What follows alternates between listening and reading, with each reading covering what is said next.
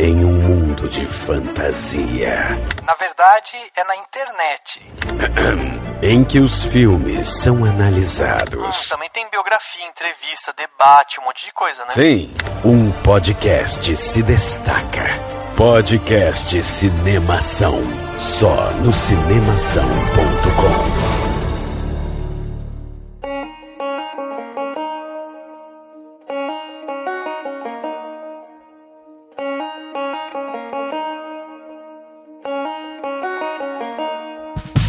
Seja bem-vindo ao podcast Cinemação 265. Eu sou Rafael Arinelli e operador de câmera não usa bisturi. Eu sou Fernanda Tanaka, diretora de fotografia, fora Temer.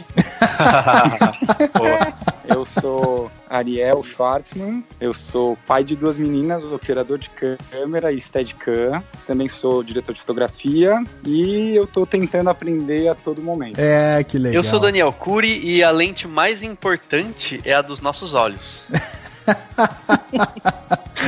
Muito bem. Boa. Filosófico até, né? É isso aí. Muito bem, estamos hoje aqui neste podcast 265 para voltar com um tema que a gente não tem assim engatilhado ele com tanta força, né, Dani? Porque a gente fez, a última profissão que a gente fez, que a gente foi lá dentro de uma profissão dentro do cinema, foi o profissão compositor, quando a gente conversou lá no podcast 197. E aí, depois disso, a gente fez, no final do ano passado, a gente fez uma profissão jornalista em Hollywood, onde a gente falou também sobre a importância da galera, né, que faz toda a cobertura e tal. Então a gente resolveu voltar esse ano com tudo, com a parte de profissão. E aí, né, pra gente conversar hoje aqui, a gente resolveu trazer 2 profissionais da área que estão ali vivendo o dia a dia do cinema, que é a Fê Tanaka e o Ariel, que eu nem me atrevo a falar o sobrenome dele, porque... Porque olha... É difícil, é muita consoante. É muita consoante, exatamente. Fê, traz pra gente um pouco, assim, pra quem tá ouvindo, só pra saber, antes da gente começar realmente o nosso papo, né? De onde que você veio e quais os trabalhos aí que você já realizou no mercado e tal? Eu comecei fazendo faculdade de cinema, eu fiz ECA há bastante tempo atrás, não me pergunte exatamente quando, seria... E eu entrei já pensando em fazer fotografia. Ah, legal. Embora eu não soubesse o que era fotografia no cinema, eu não sabia. Aí eu comecei a trabalhar como assistente de câmera já na faculdade, segundo pro terceiro ano. E aí eu não parei mais, eu fui assistente de câmera por acho que uns 16 anos, mais ou menos. Uhum. E depois eu comecei a fotografar. Uhum. Basicamente, essa é a minha história. Legal. E você já trabalhou com o que de filme, assim? Já trabalhou com longa, com curta, com publicidade? Fez de tudo, né? Absolutamente tudo, mas eu fiz muito eu fiz muito longa, né, assim, como assistente. Então, assim, por exemplo, longa eu fiz mais de 30 filmes. Uhum. Muitos comerciais como assistente, né, comercial fotografando eu tenho feito bem pouco, na verdade. Uhum. Eu tenho feito mais séries, enfim, coisas pra TV.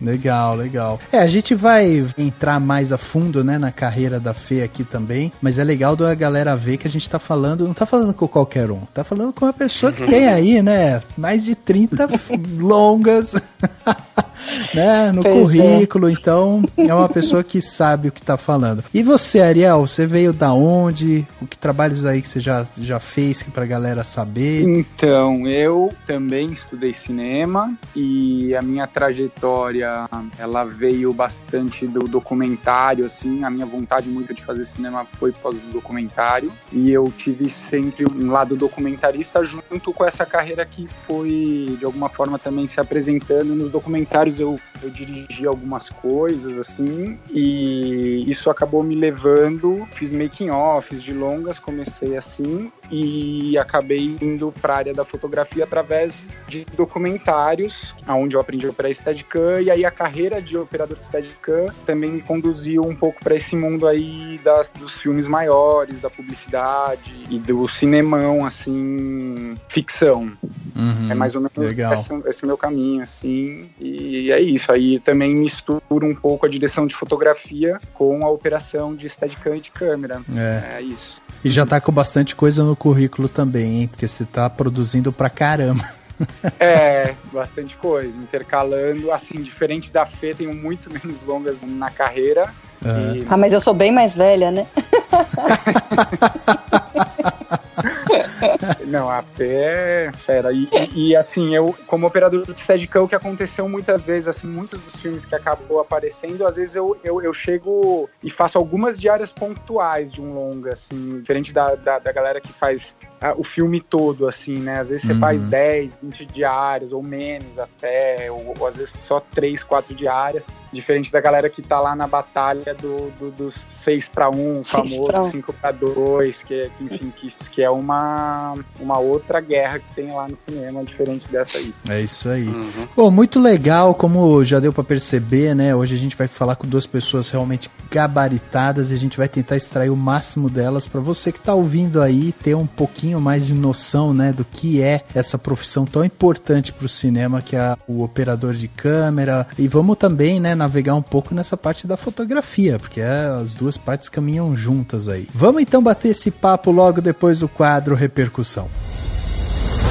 Confira o que rolou durante a semana. Eu começo. Agora no Repercussão.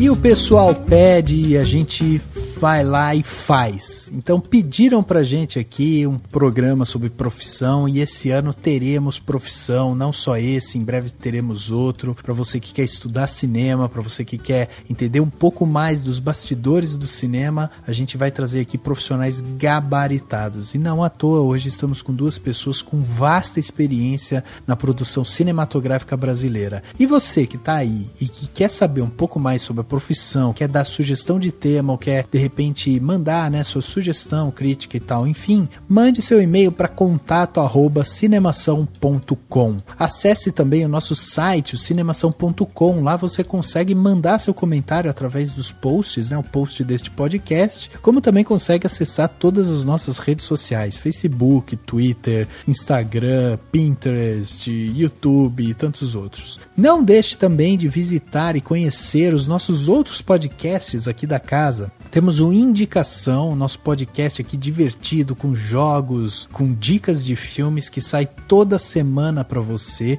nas quartas-feiras. E temos também as Matildas, o nosso podcast com um olhar feminino para o mercado do audiovisual. Liderado aí pela Grécia Peleioli, as Matildas é o podcast que mais cresce nessa podosfera. Então vai lá, escuta as meninas conversando sobre tudo que elas têm para falar aí sobre o audiovisual no Brasil e no mundo. E se você quer ser um patrão, um padrinho, ou melhor, uma madrinha, uma patroa do Cinemação, você pode entrar lá no Patreon, no Apoia-se ou no Padrim. A gente tá em 3 plataformas, cada uma delas com suas vantagens, com seus valores, né? E a partir de R$1 no Apoia-se, R$1 no Padrim ou $1 lá no Patreon, você vai poder ser um patrão ou um padrinho do Cinemação e colaborar com a gente mensalmente para que a gente consiga trazer mais coisas legais e mais podcasts e mais eventos e mais de canais no YouTube e o que for. Então entra lá e seja um apoiador da gente. E é muito fácil, é só você entrar no site do Cinemação, no cinemação.com, vai ter uma aba escrito Contribua, lá no topo da página. No Contribua você vai ter o link para todas as plataformas,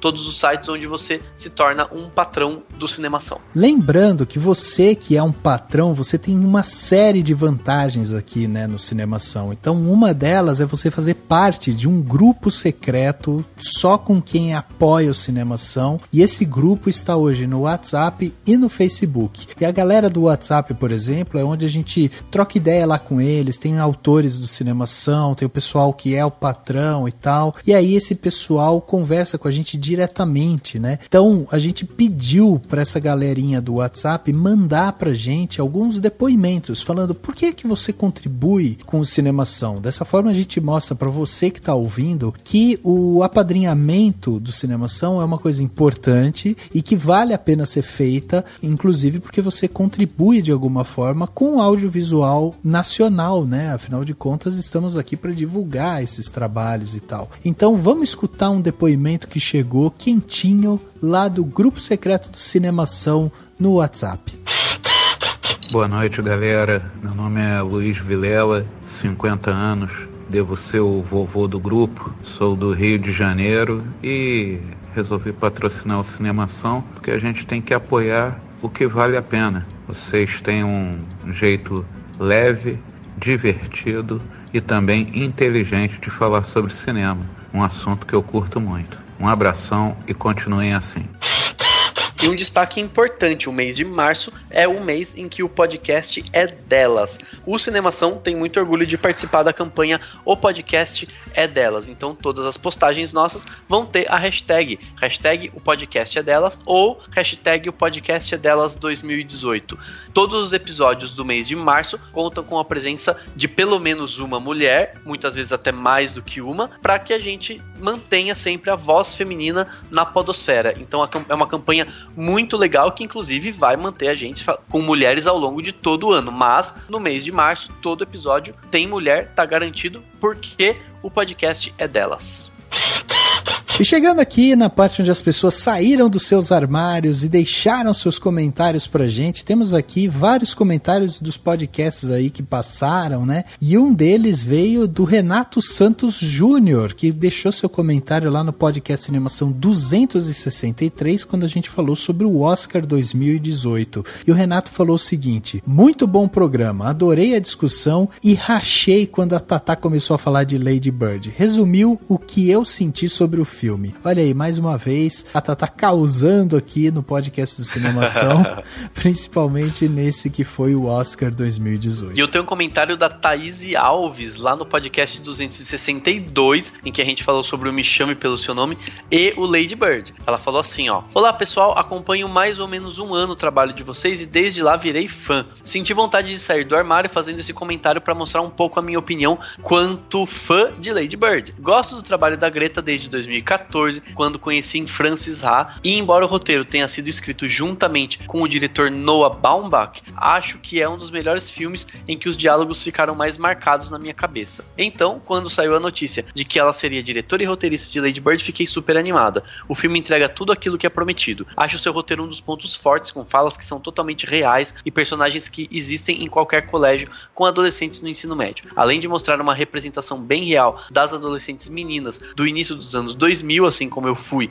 e a Greta também, gosto demais das atuações da Saoirse e da Laurie. A química que elas conseguiram foi algo incrível. Vi muitas vezes eu ali adolescente falando um monte de besteiras pra minha mãe. Outro ponto que gosto tratado é o relacionamento da Lady Bird com os seus dois interesses românticos. Nós estamos acostumados a ver que quando uma menina se apaixona por alguém na escola, acaba sendo seu grande amor resultando em casamento. No filme, a Greta trata desses relacionamentos como aquelas paixões arrasadoras adolescentes, porém resulta no amadurecimento da personagem, mostrando que aquilo é importante para sua vida, porém é passageiro. Enfim, acho um trabalho bem bonito e sensível que só uma mulher conseguiria colocar na tela. Abraços. Adorei a opinião da Thaís e, enfim, espero que tenha mais gente que entenda essa opinião e acho legal essa divergência, né, de opiniões, pessoas pensando de maneiras diferentes.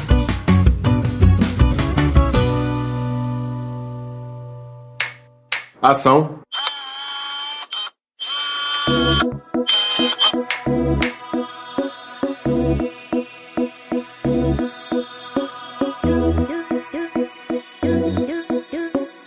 Vamos começar esse papo aqui sobre operador de câmera, né? E a gente tem aqui então duas pessoas, a Fê e o Ariel, para conversar sobre isso. Eu queria fazer a pergunta mais básica de todas. Quando a gente fala de operador de câmera, a gente tá falando daquela pessoinha que fica exatamente atrás da câmera, movendo ela para cima e para baixo, ou a gente tá falando de uma outra pessoa que tá ali na frente, sei lá, do lado do diretor e tal? Quem é essa pessoa que é dita operador de câmera? É realmente o carregador de, entre aspas, piano do set? É exatamente essa pessoa.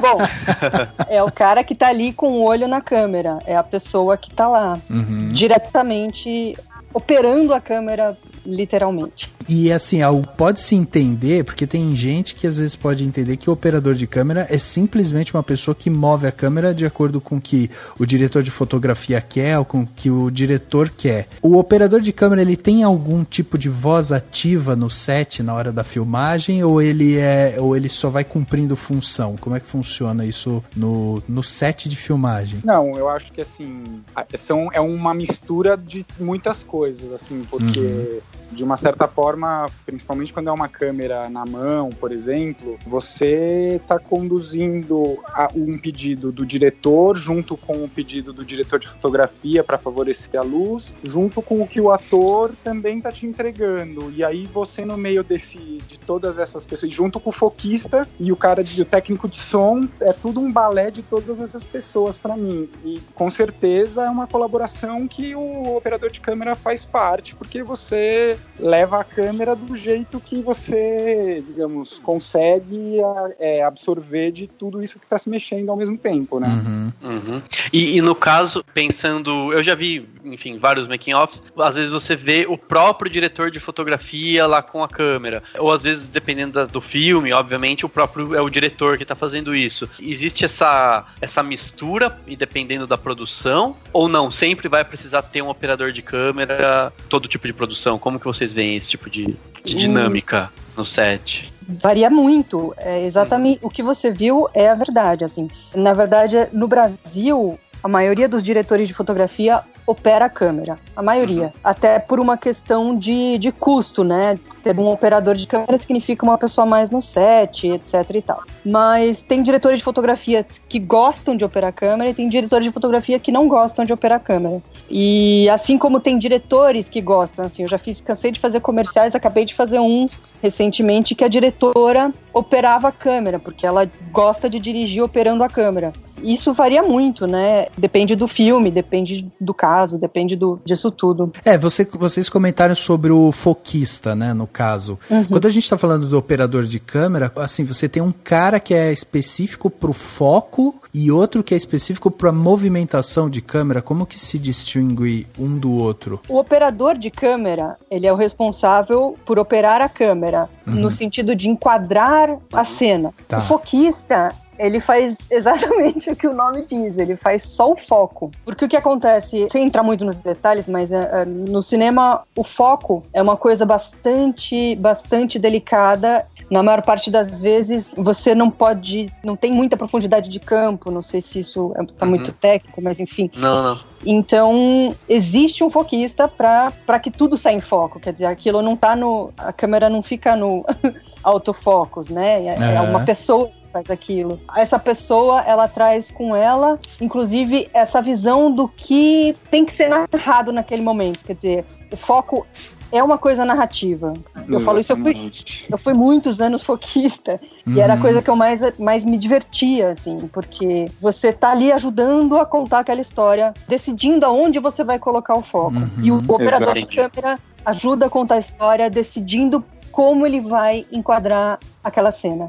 Agora só me ajuda a entender o funcionamento disso, porque eu tô pensando aqui que hoje em dia a gente tem na mão essas câmeras Canon DSLR, né, e tal, que já tem as troca-lente e tal, e aí no cinema, obviamente, que é trabalhado com câmeras muito maiores e muito mais precisas, de maior resolução e tal. Quando a gente fala de um foquista junto com o operador de câmera, a gente tá falando de um cara que tá ali com a câmera, ou com a câmera no seu ombro e tal, e o foquista tá ali do lado com a mão na câmera também, ou o foco ele é feito de forma independente no vídeo assist, por exemplo, o cara já vai fazendo isso, como é que funciona? As duas coisas. Atualmente é mais comum as duas pessoas estarem desconectadas e ter um comando de foco sem fio. Mas por muito tempo só se tinha essas opções de a pessoa ter que estar colada na câmera mesmo, com um sistema mecânico mesmo. Devia ser um troço bem desagradável. Olha, eu acho assim, antes que eu digo, quando eu comecei, existia o comando de foco sem fio, mas era uma coisa um pouco mais cara, então poucos filmes eu conseguia levar um comando de foco, por exemplo. E cansei de fazer vários filmes com câmera na mão, que eu ficava ali bailando junto com o fotógrafo. Agora, por exemplo, no caso do Steadicam, o Ariel pode explicar. Não dá pra ter um cara ali com a mão na lente. Porque... exato. Não, porque o Steadicam, ele já é uma coisa também que existe há muitos anos, mas ele tem uma questão que qualquer coisa que encoste na câmera desequilibra ele, porque o Steady, ele é, como o nome diz, um estabilizador. É uma coisa que funciona para a pessoa andar e correr com a câmera, e a câmera não vibrar, que é o que simula o olhar humano, que ele é de uma certa forma estabilizado. Entendi. E qualquer coisa que encoste na câmera desequilibra ele. Por isso, desde sempre, esse tipo de equipamento já se fazia o foco à distância. Agora, na captação, enquanto tá rolando a captação, o operador tá enxergando a imagem ali completamente nítida e tal, e a parte de foco, ela é feita, assim, na hora que o vídeo tá sendo captado, assim, a hora que ele tá sendo recolhido, já tá sendo feito esse processo. Porque eu imagino assim, ó, que o cara tá ali com a câmera, tá operando a câmera. Se o foquista tá ali ajustando o foco e tal, o operador tá vendo esse foco, ali tô perdendo profundidade aqui e tal, como é que Sim, com certeza. Tá vendo com tudo. certeza, ele tá vendo tudo. Sim, eu queria até aproveitar para já entrar na questão que eu imagino que seja chave, né, para todo o balé, né, toda a orquestra funcionar na hora da gravação. Aí eu queria entender em que ponto entra o operador também ou não, e o diretor de fotografia, que é na parte prévia mesmo, no storyboard, no planejamento da cena, todo esse processo. Assim, imagino também que isso varie, né, de projeto para projeto, mas como que é a questão do operador de câmera na hora de fazer o planejamento, ou do diretor apresentar lá o storyboard, com como vai ser e como vai ser a cena e tudo, enfim, como que funciona isso porque eu imagino que é nisso que você consegue estabelecer, o foquista já vai saber melhor como que ele vai trabalhar o foco, porque ele vai entender a profundidade, o ambiente, o diretor de fotografia já vai entender qual que vai ser a locação ou o estúdio, como que ele vai fazer com as luzes. Vocês conseguem explicar essa dinâmica prévia antes da gravação? Tem projetos e projetos. Dificilmente, como operador de câmera, você vai ter a oportunidade assim, real de ter um envolvimento numa pré-produção, que seria um sonho, mas ainda é difícil. Os diretores de fotografia mesmo que concebem junto com o diretor toda a decupagem, né, que chama, que você chega o roteiro e a decupagem é você pensar como você filmaria aquelas cenas, né? Então cada diretor e diretor de fotografia estabelece ali um estilo a ser seguido na filmagem. Enfim, mas no caso de ter essa pré-produção pra gente, acontece na leitura de roteiro e como, né, você fazer o exercício de pensar como você filmaria também, pra depois, no dia que estiver filmando mesmo, conceber com aquilo que se apresenta, né, com aquilo que tá e com aquilo que os diretores imaginaram. Acho que é mais ou menos isso. Então, eu não sei, a minha experiência, eu acho que é um pouco, sei lá, até particular. Eu acho que isso que o Ariel falou é verdade. Geralmente quem trabalha na pré-produção é só o diretor de fotografia. Eu operei câmera para o Pedro Farkas em alguns longas e foi a coisa mais maravilhosa, porque ele fez questão que eu fizesse parte da pré-produção de alguns deles. Então, eu entrei na pré-produção, eu fiz a leitura de roteiros, eu discutia um pouco a decupagem com o diretor, eu visitava as locações, e isso foi demais pra mim, né? Era uma delícia, era meio uma parceria, assim. O que é uma coisa meio rara, porque, né, óbvio, a produção nem sempre vai bancar isso, né? Uhum. Então eu tive essa sorte até, não é uma coisa comum. Mas assim, eu não sei se a dúvida de vocês está na hora que você vai filmar, varia muito do fotógrafo e do diretor com quem você está trabalhando. Eu já fiz filmes operando câmera, no caso, por exemplo, que eu falava diretamente com o diretor, porque o fotógrafo assim preferia.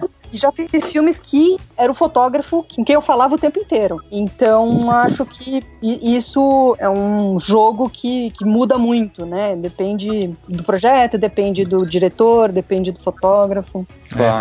No caso, o operador de câmera, ele vem acompanhando a equipe do diretor de fotografia, ou ele é contratado à parte, é só um operador num set?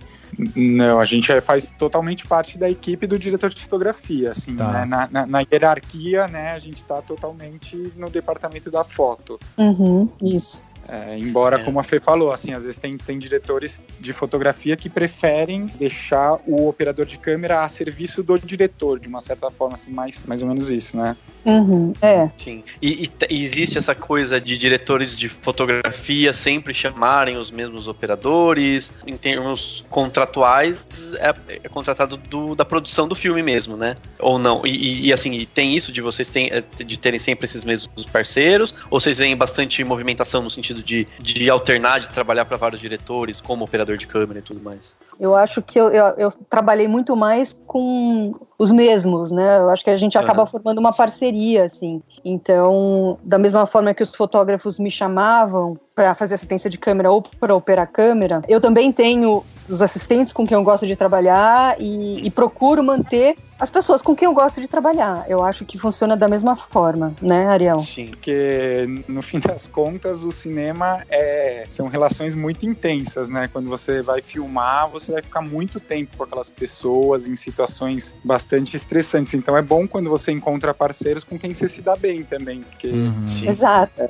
Né? Então é por isso, acho que, né, é muito importante. Exatamente. E nessa coisa de operador de câmera estar hierarquicamente abaixo do diretor de fotografia, existe algum tipo de experiência do operador de câmera que às vezes o diretor de fotografia não tem, ou alguma coisa do tipo assim, não, no sentido técnico mesmo, assim, de num determinado take, num determinado momento, não sei, se o operador for mais experiente, ele conseguir dar um toque, ou vocês sentem isso, ou não, é uma coisa muito assim de, não, vamos lá, ele está realmente acima de mim, então tudo que eu sei, ele também vai saber ou ter noção de como é, ou não? Como que vocês veem essa questão? Tudo bem, esse fato de o diretor de fotografia ser hierarquicamente o chefe, ele é o chefe. Sim, fato, claro. A fotografia, ele é quem está assinando. Mas eu sempre acho que funcionou com todas as pessoas com que eu trabalhei, pelo menos, todos ouviam sugestões, davam essa abertura e confiavam muito, né? Então eu acho que quando você trabalha com alguém que confia em você e vice-versa, existe uma troca, né? E um aprendizado mútuo, assim, diário. Eu acho que tem alguns que podem ser menos flexíveis, mas eu acho que, de um modo geral, o fotógrafo, ele espera que o operador de câmera esteja lá para ajudá-lo a ver as coisas, ajudá-lo a achar soluções melhores para os planos e não simplesmente executar um movimento, sabe? Sim, claro. Eu tava pensando numa analogia aqui, não sei se vocês concordam, mas olha só, se a gente fosse parar pra pensar, a gente poderia dizer que, por exemplo, o diretor, ele é a mente de um pintor, por exemplo, né, que vai conceber ali a ideia e tal, vai vir com essa mente criativa. Daí a gente teria o diretor de fotografia, que seria o artista em si, que tá ali pra construir tudo aquilo que a mente pensou, e aí a gente tem o operador de câmera, que seria a mão e o pincel desse artista. É engraçado, nunca tinha pensado nisso. É interessante. É uma boa analogia. É uma boa analogia. E isso, eu acho, às vezes, essas funções se misturam um pouco, mas eu acho que, de um modo geral... Tá. Não, porque de uma certa forma, a questão é que o operador de câmera é uma coisa bem física mesmo. Isso que é uma coisa que tem muito a ver. Né? Exato. Coloca em prática tudo que já foi pensado e, né, é isso. É quem executa fisicamente, né? Exato. Ação.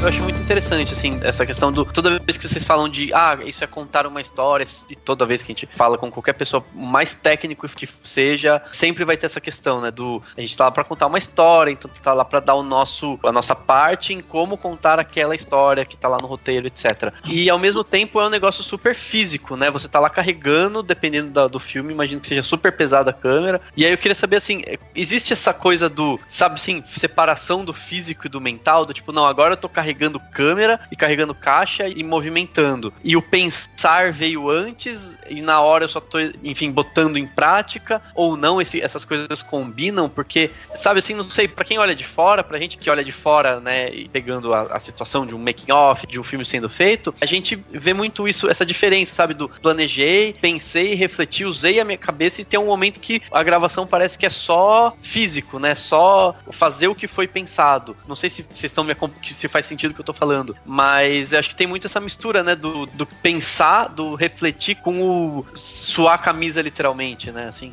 Eu acho que é uma mistura dos dois juntos. Na hora que você tá operando câmera, por exemplo, você tá pensando o tempo inteiro, né? Eu acho assim, eu tô operando câmera e tô o tempo inteiro pensando, lembrando o que o ator vai fazer, lembrando que hora que o outro vai entrar, se o foco tá ok, se eu devia ter enquadrado aquela porta lá do fundo que tá meio feia. Quer dizer, eu tô pensando o tempo inteiro enquanto eu tô operando câmera. Eu não sei se faz sentido, Ariel, pra você também.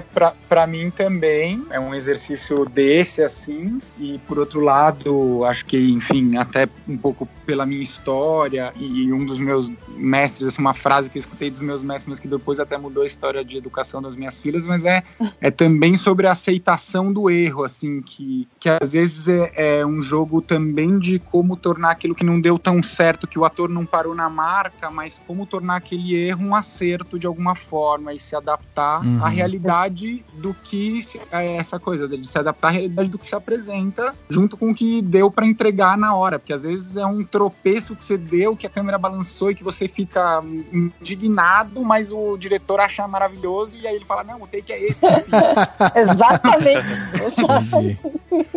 Mas é isso, é uma mistura de tudo, é uma mistura disso tudo, é uma mistura desses pensamentos mais técnicos com uma coisa mais solta, porque também uma coisa de se conectar com aquela atuação dos atores e ver como enquadrar melhor, às vezes num improviso deles, uma coisa que não estava planejada também. Até por isso, talvez a necessidade de ter um operador de câmera, ou mesmo... É óbvio que o diretor de fotografia já vai estar ali na pré, mas seria legal também ter um operador de câmera ali, porque a pessoa já vai pensando, né, no que ela vai fazer, como que ela pode captar, já discute alguma ideia com o diretor de fotografia, mas isso não é a realidade no cinema brasileiro, né? Geralmente a pré tá muito mais focada no diretor de fotografia e tal, produtor, do que com essa equipe mais técnica, é isso? Exatamente. Alguns diretores de fotografia fazem mais questão de chamar a equipe para pré, às vezes por mais que seja uma coisa mais informal, que é legal também. Às vezes você vai discutir roteiro numa mesa de bar um pouco antes de entrar no filme, o que também é super legal, assim.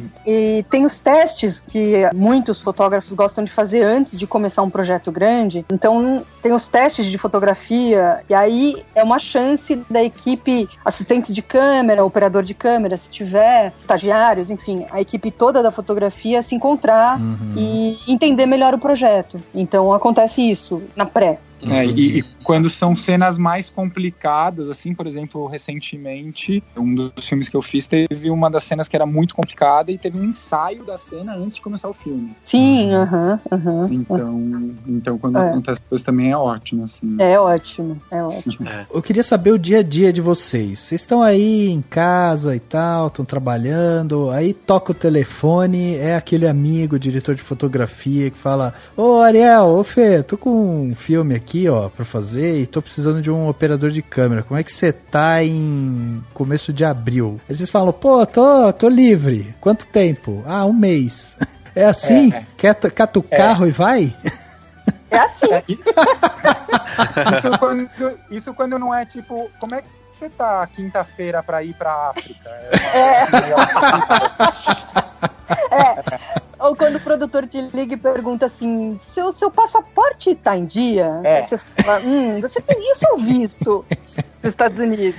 É bem bem maluco mesmo. Mas, por exemplo, verba, essas coisas já são tudo pré-estabelecidas antes? Vocês já sabem o cachê, já sabe tudo e só o cara só liga, bate o martelo, informa tudo, você fala se topa ou não topa, pega o carro lá no dia, vai embora e vai trabalhar, é isso? Não, na verdade, assim, o diretor de fotografia é a pessoa que te indica, no caso. Mas quem te liga pra negociar o cachê é o produtor do filme. Então, antes de você fechar e dizer vou fazer o filme, precisa existir esse papo com produção a respeito do cachê. Então, quando você vai, sim, aí você sabe exatamente quanto você vai ganhar e quanto tempo você vai ficar.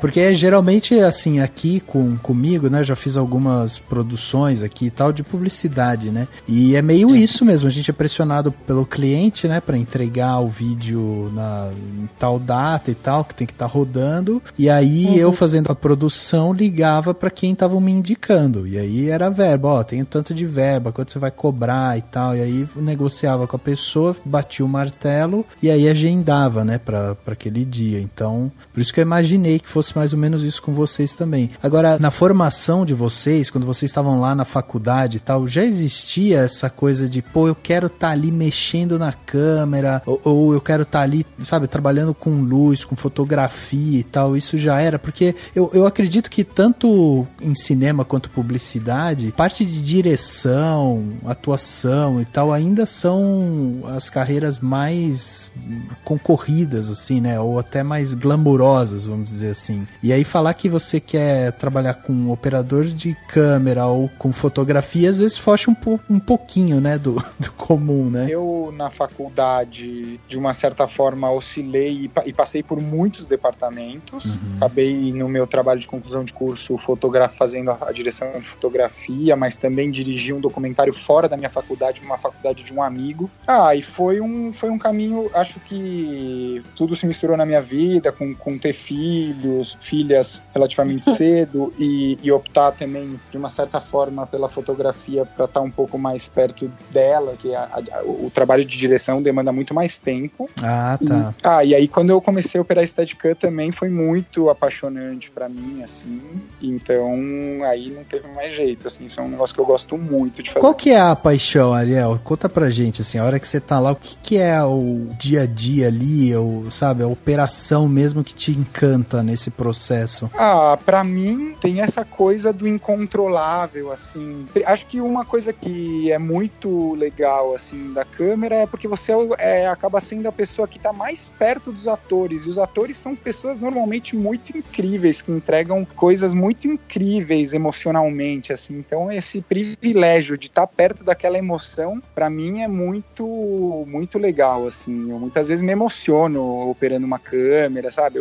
Você ri junto, você tá envolvido com aquela energia, assim, né? E tem uma coisa também de você ser os olhos do espectador também, né? Você precisa, de alguma forma, estar com isso na cabeça, no coração e tal, porque você precisa fazer o enquadramento ali de uma maneira que transmita essa emoção também, né? Exato, exatamente. Então, como eu falei no começo, eu entrei na faculdade querendo fotografia, querendo ser fotógrafa, apesar de nem ter nenhuma ideia do que significava. E eu continuei, então eu fiz especialização, a minha faculdade foi cinema, você na ECA tinha que escolher uma especialização e eu escolhi fotografia. Mas assim, tem uma coisa engraçada, assim, eu escolhi fotografia, mas eu nunca, e fiquei assistente de câmera durante muitos anos, mas eu nunca tive essa tara pelo equipamento, sabe? Eu acho que muita gente tem, muito assistente de câmera tem, que é a coisa gosta de desmontar, gosta de, sabe? É verdade. Né? Essa tara técnica, assim. Eu nunca tive. Tinha intimidade com a câmera, mas era pra fazer melhor o meu trabalho. E é isso, assim. Então, pra mim, sempre foi ser diretora de fotografia, a ideia. Tem aquela questão do o que é o prazer seu, assim, o que dá tesão lá na hora mesmo, tô com a câmera, tô filmando. Eu acho que, em primeiro lugar, eu acho que é é uma adrenalina, assim, né? Você sabe que, na maioria das vezes, aquilo tá custando muito dinheiro, né? Aqueles minutos de set custam muito caro. Então, às vezes, existe essa pressão do dinheiro, porque o set tem que acabar na hora, ou às vezes existe uma pressão outra, que uma cena em que o ator tá chorando, tá se descabelando, vai rasgar a roupa, vai quebrar o quarto inteiro. Então, sempre existe uma pressão ali e você tem aquela adrenalina de fazer tudo certo e bom. Então, eu acho que a gente, quando opera a câmera, dá esse frisson, sabe? Com certeza. Não é, Ariel? Pô, com certeza. Então, assim, é bacana, sei lá, às vezes, vamos explodir lá o carro, gente, só tem esse, ou, botar fogo na casa, já filmei algumas vezes, vou botar fogo, obviamente só tinha uma casa. Então, antes, quando era negativo, existia uma pressão, uma tensão maior ainda, porque o negativo trazia outras questões, né? Ele era muito mais caro. 2, podia acontecer 1 milhão de coisas, podia riscar, podia estragar, podia, sei lá, velar o negativo. Acho que antigamente ainda, quando a gente filmava mais com negativo, era mais tenso ainda, eu acho. E eu acho que essa coisa do operador de câmera tem esse momento, assim como o foquista também, que é aquele momento que tá valendo. É aquela, né, que você tá ali filmando aquela cena. E depende só de você, né? É isso. Exato. Entendi. Ação.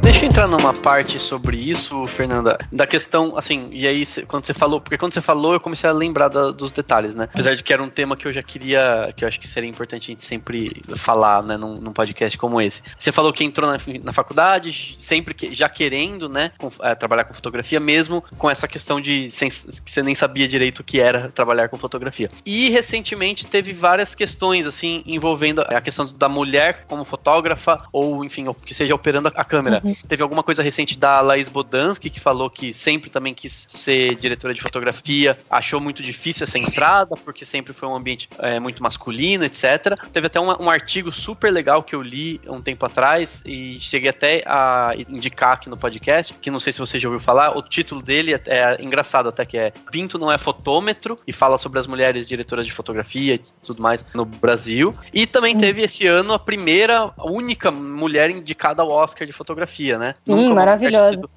Nunca tinha sido uma mulher tinha sido indicada ao Oscar de fotografia, e esse ano o primeiro caso. Isso foi uma questão pra você? Você acha que... Como que você enxerga essa questão? É um ambiente muito masculino? Ou tem essa questão do carregar muito peso, passar por um processo? Eu ouvi isso, né? Cheguei a ler sobre isso. Antigamente, talvez fosse mais pesado, um trabalho mais pesado, mas se manteve essa tradição, entre aspas, de carregar muito peso, então ser uma coisa muito que tem que ser de homem e tudo mais. Como que você encarou essa questão ao longo da sua carreira? Deixar bem claro que é carregar o peso físico, né, Dani? Não é um peso emocional nem nada. Não é.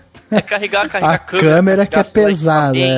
Ou o que quer que seja. Que é todo um processo. Não sei, queria que você contasse se foi assim pra você, não foi, como que você enxerga essas críticas e esses debates que se tem. Então, eu acho que sim, o ambiente do cinema e principalmente da fotografia é um ambiente masculino. Não tô falando só aqui no Brasil, no mundo inteiro é assim. Absolutamente no mundo inteiro é assim. Graças ao bom Deus, enfim, isso tá melhorando muito. E acho que também por conta da discussão ter se ampliado, sabe? Isso da gente ter virado e falado, não pode ter só, sei lá, eu esqueci agora os dados, tá? Mas eu tenho 5% dos filmes serem fotografados por mulher, sei lá.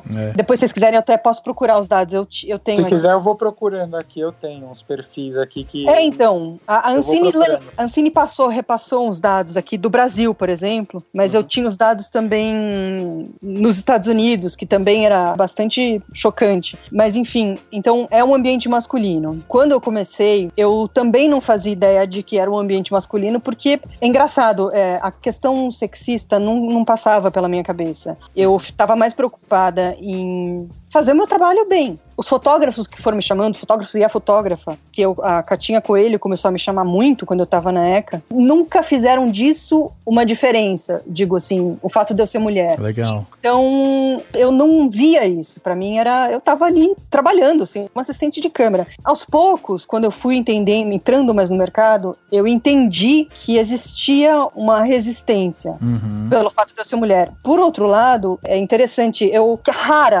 raríssimas vezes eu senti algum tipo de preconceito ou de pé atrás quando eu era assistente de câmera. Então eu carregava muito peso, né? Panavision enorme, era, sabe, sei lá, pesava 40 quilos, 35 quilos. É claro, eu tinha ajuda. O maquinista sempre ajuda. E é bom que ele ajude. Porque o nosso trabalho não é só a questão do carregar o peso, carregar as malas, que são super pesadas mesmo, até hoje. Então eu acho assim que isso não era uma questão pra mim. Mas quando eu comecei a fotografar só, eu falei, eu parei, não vou mais fazer assistência, vou fotografar, eu comecei a sentir mais resistência pelo fato de eu ser mulher. Então, eu espero que isso melhore, eu espero que isso só melhore, né? Depois da Rachel Morrison ser indicada pro Oscar, isso ter virado um assunto, porque realmente é uma coisa incrível, né? A primeira vez em 90 anos, né? Que Exato. Uma mulher é indicada, é uma coisa realmente, eu acho que é um sinal dos tempos, né? E eu espero que continue. Isso, assim, na verdade, o que eu gostaria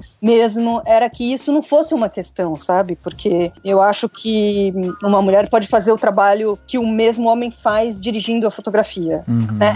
Eu acho que é totalmente essa a questão, né? A questão é de que não acharem que uma mulher é capaz. Sei lá, por causa disso, porque não pode carregar. Não, a gente carrega. Ô Fê, mas quando você fala de resistência, você diz assim, por exemplo, ter pouca oportunidade para se trabalhar, ou de repente sentir que existia algum tipo de preconceito ali no set mesmo, sabe? Te passar de repente algumas tarefas que você percebia que eram menores que outras. Como que você sentia isso? Eu senti como oportunidade de trabalho, assim. Eu achei que pouca oportunidade. Foi muito...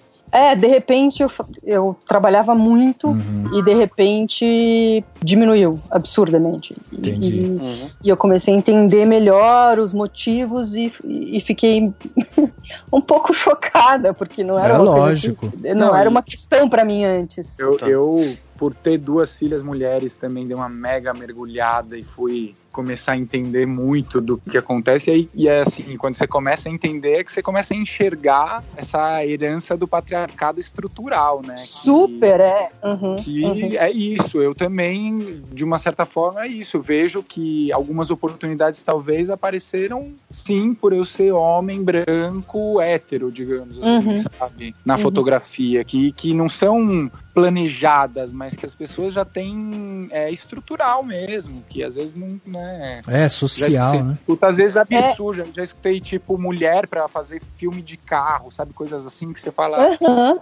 Exato. Tem coisas absurdas, tem muita coisa ainda, sabe? E tem uma coisa também que a gente até conversou aqui, a gente trouxe uma pessoa, né, uma jornalista e tal, que tem um site que se chama Mulheres no Cinema, onde ela fica sempre apurando e trazendo estatísticas das mulheres no cinema e tal. E aí na conversa com ela, a gente chegou a uma conclusão de que o espaço de erro da mulher dentro do cinema, ele é muito menor do que o do homem. Então, assim, além dela ter pouca oportunidade, quando ela tem essa oportunidade, se ela errar, ela é queimada do mercado. Porque ela passa a ser essa figura frágil, que não consegue fazer o filme, não sei o quê. Aí vão emoldurando a figura da mulher dentro desses padrões que não são reais, né? Que é daí, só serve pra fazer o romance, só serve pra fazer filme assim, o filme assado e tal. Porque quando ela erra dentro dessa pequena oportunidade que ela tem, já é associado completamente ao fato dela ser mulher e daí não ter mais a oportunidade de voltar a errar, né? Que é muito importante isso, voltar a errar. Exatamente.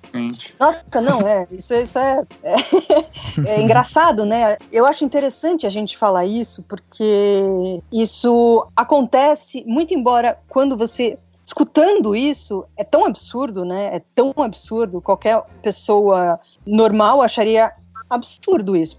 Por exemplo, outro dia eu tava vendo, já faz tempo, teve uma experiência gringa, não sei se era na Suécia, sei lá. Pegaram 2 crianças, um menino e uma menina, crianças, assim, moleques, 6, 7 anos, você viu, né? E aí eles pediram pra eles fazerem o mesmo serviço. Você vai catar as bolinhas e colocar aqui nesse vaso e você também. Juntos. Aí os 2, as crianças fizeram, e aí no final, fecha os olhos, estende a mãozinha e eles dão um monte de bombom, de doces pra cada um. Só que aí quando eles abrem os olhos, eles ficam super contentes, mas eles notam que o montinho na mão do menino era tipo o dobro do montinho da mão da menina. E aí eles ficam completamente chocados, tipo, mas por quê, né? Isso falando sobre a diferença salarial, por exemplo. Por quê? Então a questão que as crianças mesmas, elas mesmas levantaram foi, mas isso não é justo, porque eu fiz exatamente o mesmo serviço que ele fez. Exatamente. A questão é essa, né? Eu acho que um bom trabalho independe do seu gênero, né? Eu acho que tanto um homem ou uma mulher podem fazer um bom trabalho. E podem errar também. Exato. A diferença é justamente essa que você falou, né? Uma mulher, para uma mulher não é muito permitido, porque ela vai ser taxada de frágil e, enfim. Isso. O Ariel até trouxe aqui pra gente, os números. Mulheres são 4% das diretoras de fotografia nos 250 filmes campeões de bilheteria nos Estados Unidos em 2017. Então a gente tá falando de 4%. Os outros 96% é aí dessa galera que todo mundo já conhece, né? Então, realmente, o espaço no mercado é muito pequeno e é interessante, né, a gente ter esse depoimento da Fê aqui, porque realmente a gente queria ter essa noção, porque assim, a gente aqui no Cinemação, a gente tem um público muito dividido, são 50% de homens, 50% mulher e tal, e aí é interessante porque a gente fala muito com os estudantes também, a galerinha que está pensando em entrar no mercado, e é importante ter essa noção clara das dificuldades que ele vai ter logo que ele entrar, né? Porque às vezes a pessoa tem, quando vai lá no cinema, senta no cinema para ver o filme, tem toda aquela parte glamurosa que o cinema vende, mas existe também todo um mercado por trás, uma indústria por trás que precisa girar, que precisa se desenvolver e tal, que às vezes a gente vê que demora, essa roda ainda demora para girar, né? Então, eu achei bem legal. Eu ia fazer uma outra pergunta para vocês, que é o seguinte, tem a ver com a parte de ensaio e agenda, né? Eu lembro de 2 depoimentos que eu achei muito significativos, um do Edgar Wright, quando ele fez o Em Ritmo de Fuga, e um outro do Daniel Rezende, agora quando ele lançou o Bingo, né? O Edgar Wright, por exemplo, perguntaram pra ele, como é que você consegue fazer um filme tão bom, com um orçamento tão baixo e tal? E ele falou o seguinte, olha, eu me mantenho dentro do que é o planejado. Então eu sento com a minha equipe, a gente faz todo um planejamento de filmagem e eu faço exatamente aquilo. Então não tem muito assim de, alguém chegou, sabe, teve um outro negócio e tal. Então, tipo, tudo é feito na pré-produção e aí na hora de filmar realmente eles seguem um plano. Então isso serve inclusive de economia na hora de produzir o filme. E o depoimento do Daniel Rezende foi que ele faz, né, um plano sequência dentro do Bingo e tal. E aí falam pra ele, nossa, mas você era um cara que veio da montagem e tal, e fez logo um plano sequência e tal. Ele falou, mas gente, plano sequência também é montagem, porque a gente não tem exatamente o corte na câmera ali, né, no take que está sendo feito, mas a gente tem toda a parte de montagem por trás disso, que é justamente esse movimento da câmera, vai para lá, vem para cá, sobe, desce, né? Então ele inclusive explicou, falou muito sobre principalmente o plano sequência que ele faz quando o Bingo pela primeira vez entra no palco, né, que a câmera vai seguindo o Bingo e aí ele vai, a câmera sobe, desce e tal, uma cena muito, muito bem feita. E aí eu ia perguntar exatamente isso pra vocês. Toda essa parte de agenda, de ensaio e não sei o que, isso é algo comum dentro do dia a dia de vocês? Ou vocês já entram direto pro fogo, tipo, vamos sentar e vamos filmar? É um pouco o que a gente falou lá no começo. Tem filmes que tem e tem filmes que não. No meu caso, assim, as minhas experiências mais comuns, eu tive alguns poucos oportunidades de ensaios, mas normalmente você ensaia no próprio dia, né? Você começa os takes aquecendo e ensaiando, e aí começa a filmar, às vezes, vezes planos sequências chegam a ter 15, 20 takes pela própria complexidade de tanta coisa se mexendo, né? Às vezes é uma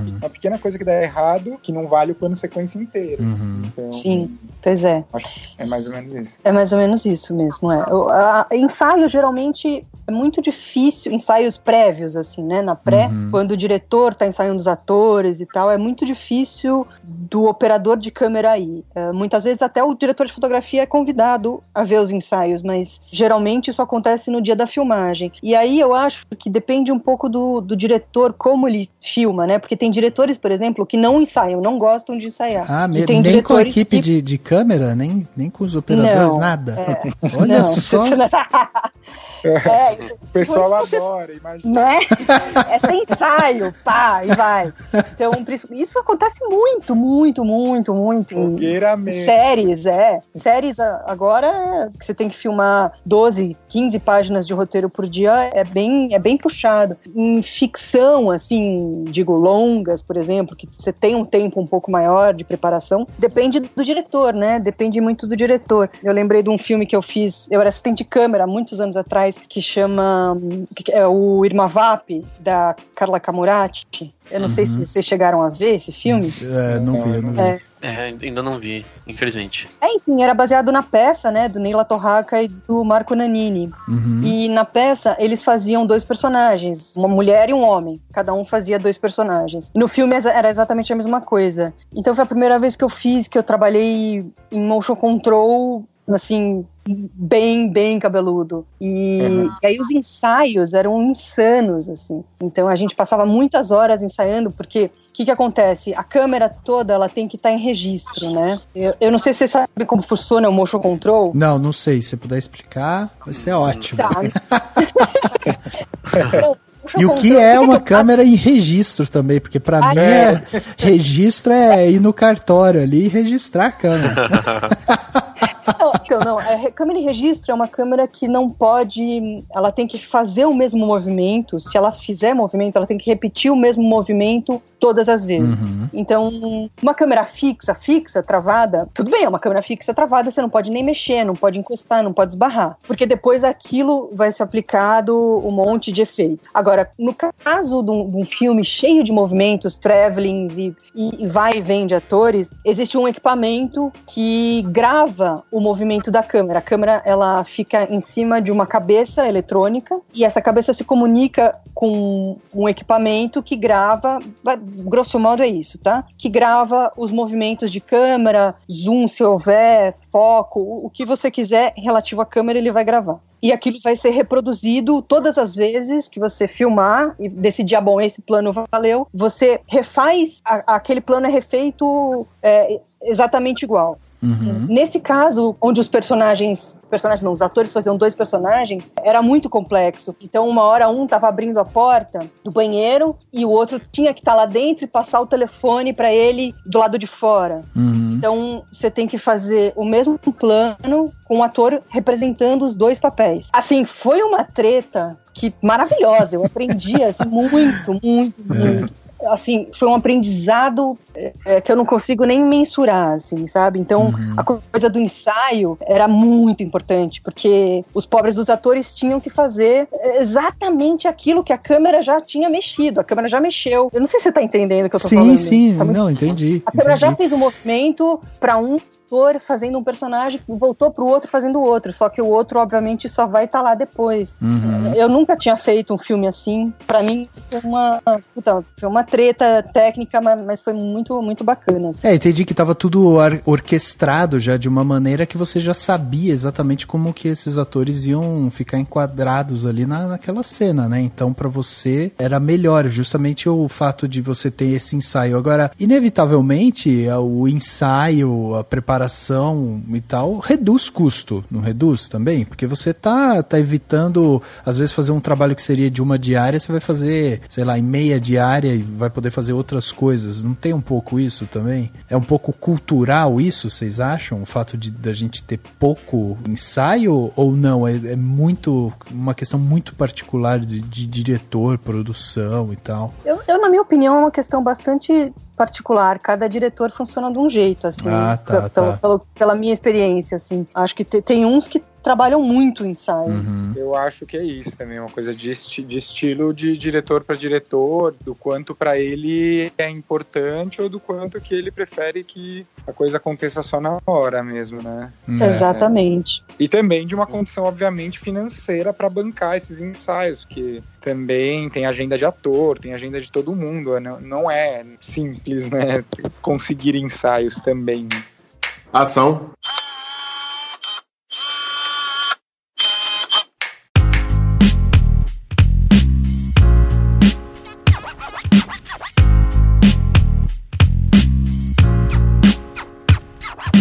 Agora, vocês na faculdade, vocês aprendem, né, a operar a câmera e tal, já tem um pouco disso, porque na faculdade, as faculdades em si, elas já determinam de alguma forma para que lado você vai dentro da área do cinema, né, porque você tem a galera que gosta mais da parte de direção, outro que gosta da parte de fotografia e tal. Então, a entrada em si no mercado de trabalho é mais fácil para quem resolve ser operador de câmera, pelo fato de você já ter, pelo menos academicamente, essa experiência de você estar ali com a câmera e tal. É óbvio que vai passar um pouco por aquilo que vocês falaram, né? Vai ser assistente e tal, mas é uma entrada mais fácil essa parte, entrar nessa parte técnica do que, por exemplo, tentar entrar numa parte mais, entre aspas, tá? Mas uma parte mais criativa, como roteiro ou mesmo direção.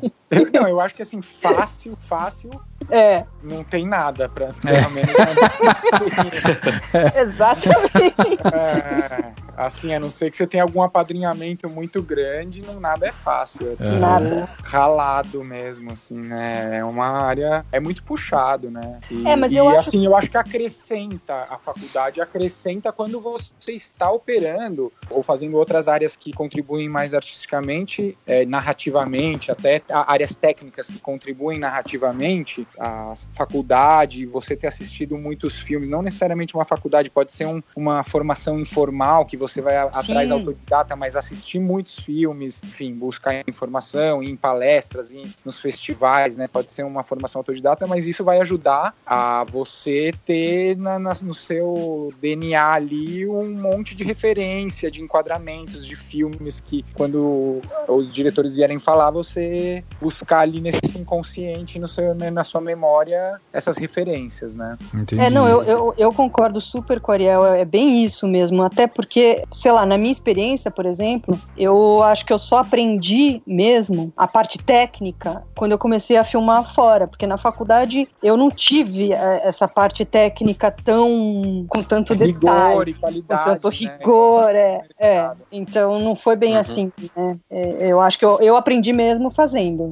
Sim. O quanto vocês veem de importante, que eu imagino que a faculdade tenha trazido, né, com mais ênfase, essa base teórica, assim, no sentido de... Não sei, assim, fico na dúvida do quanto é bacana ou não faz diferença, sei lá. Você, por exemplo, conhecer algo de história da arte, uma coisa um pouco mais ainda atrás, sabe? Ou até dos grandes clássicos mesmos, né? Não sei, eu vejo um pessoal mais jovem, inclusive eu convivo, que vê muito assim, parece que a única fonte de informação deles é tem uma galera no YouTube, né, ensinando câmeras, ensinando a fazer as melhores cenas. E tem umas coisas lindas que você vê lá, né, mas eu fico, peraí, o quanto não é importante você ver o cinema russo e assistir filmes super clássicos que são importantes, assim, como que vocês veem essa questão, assim? Não, eu acho isso super importante, eu acho isso mega importante. É exatamente o que o Ariel estava falando, é uma questão de você ter referências visuais, isso que você falou, história da arte, eu acho importante, porque tudo isso te ajuda a olhar, mas eu não acho que necessariamente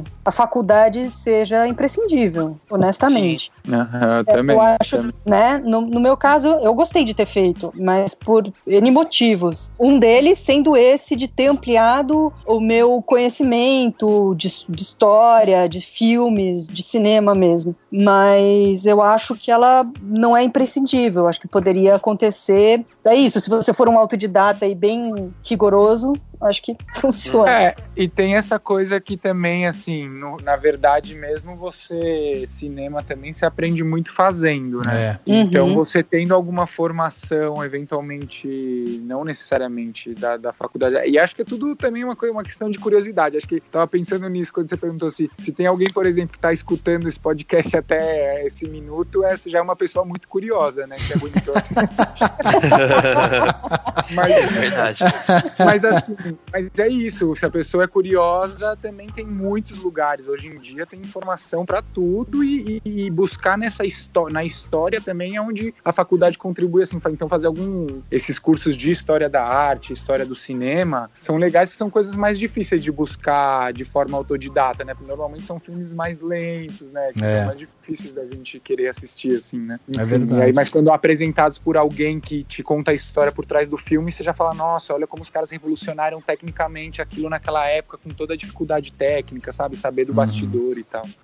Sim. Eu acho que essa questão, inclusive, educacional, hoje em dia, ela é muito contestável, assim, né? Porque a gente tem... Eu vejo muito, não sei se vocês acompanham, mas tem aqueles masterclass agora, que você pode fazer um curso online com, sei lá, com o Scorsese, sabe? Onde ele vai...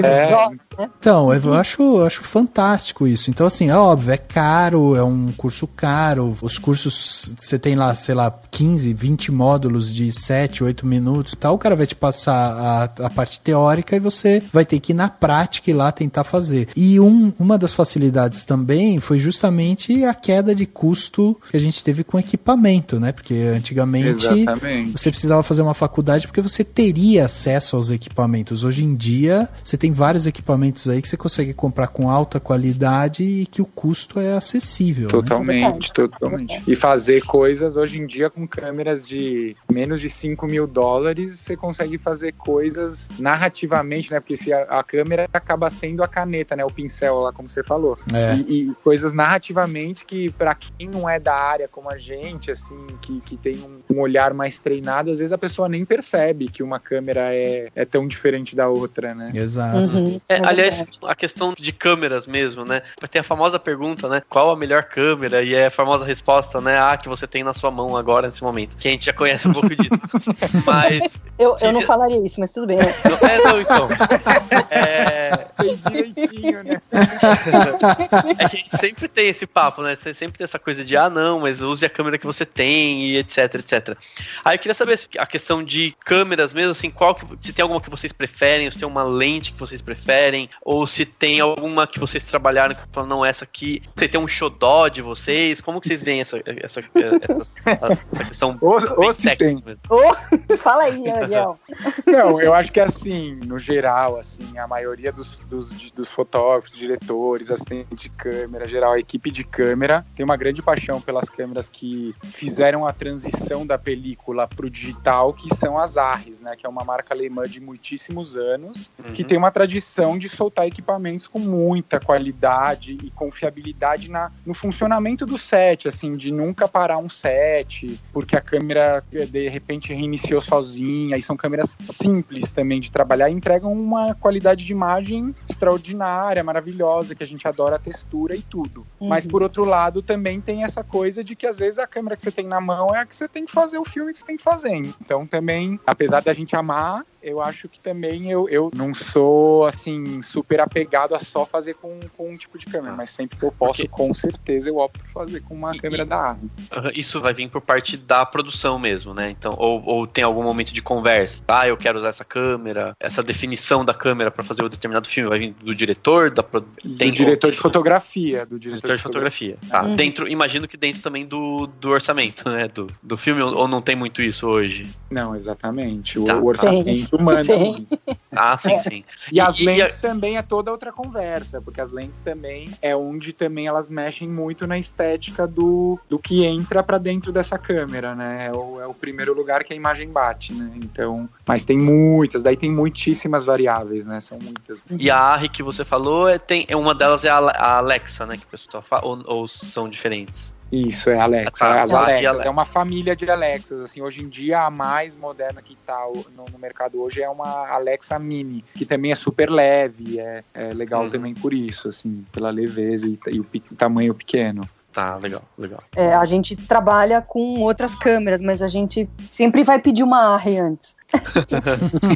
Entendi. E às vezes acontece também de, sei lá, por exemplo, recentemente o Netflix lançou um pedido de pode crer. que as câmeras tivessem que ter um determinado tipo de arquivo na entrega final da câmera que, por acaso, as ARRIs na época ainda não entregavam. Então, muitos diretores de fotografia tiveram que fazer filmes com outras câmeras por esse pedido técnico do canal. Entendi.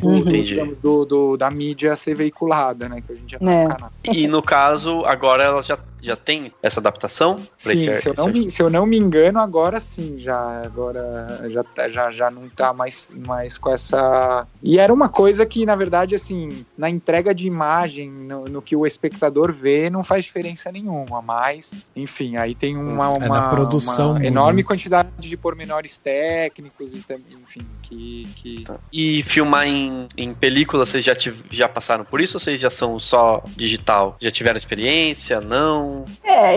Eu nasci nesse mundo, né, da película.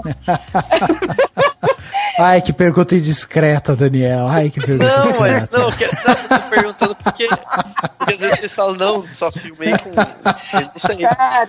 Não. O problema é que entrega a idade, né? Entendeu? Uma hora eu tenho que me acostumar com isso.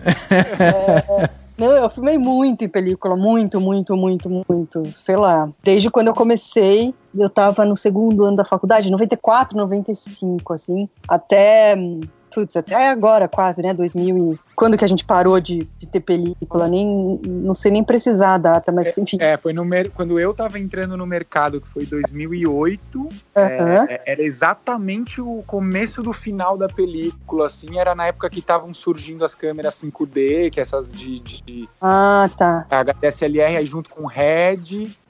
2008.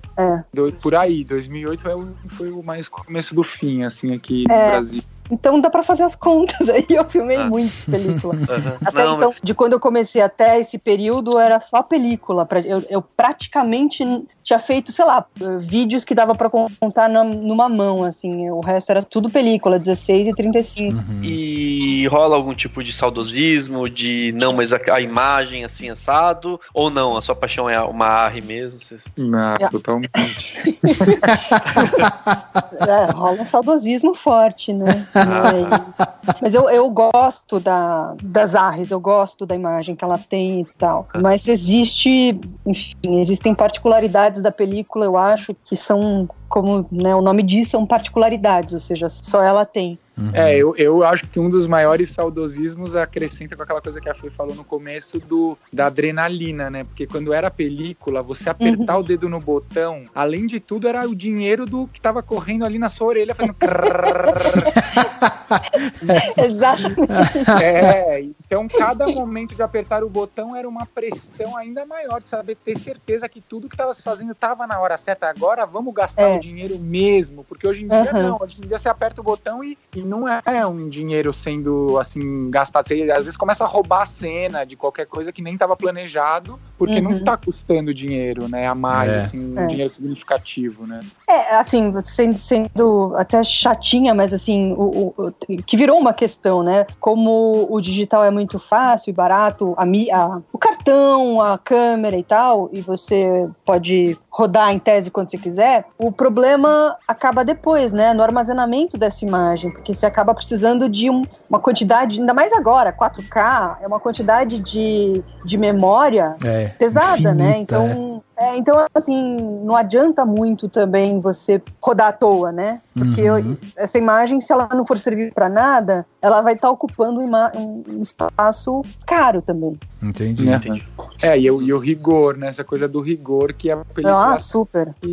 Era uma coisa muito rigorosa mesmo, né? Acho que é a palavra.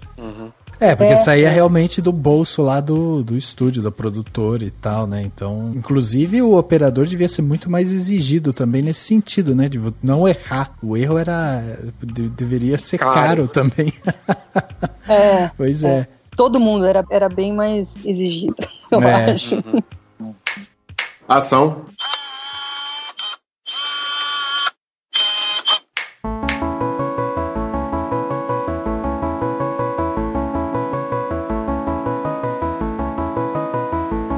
Agora deixa eu entrar aqui numa parte, né, pra gente jogar um pouco de purpurina aqui em cima de vocês, que eu tô vendo aqui um pouco da filmografia de vocês e tal, eu queria que vocês contassem um pouco aí de alguns filmes que vocês trabalharam e qual desses filmes que vocês tiveram mais dificuldade, de repente, na hora de estar ali, né, operando, ou até na parte de fotografia e tal. Tem algum na sua lista aí, Ariel, que chama mais atenção?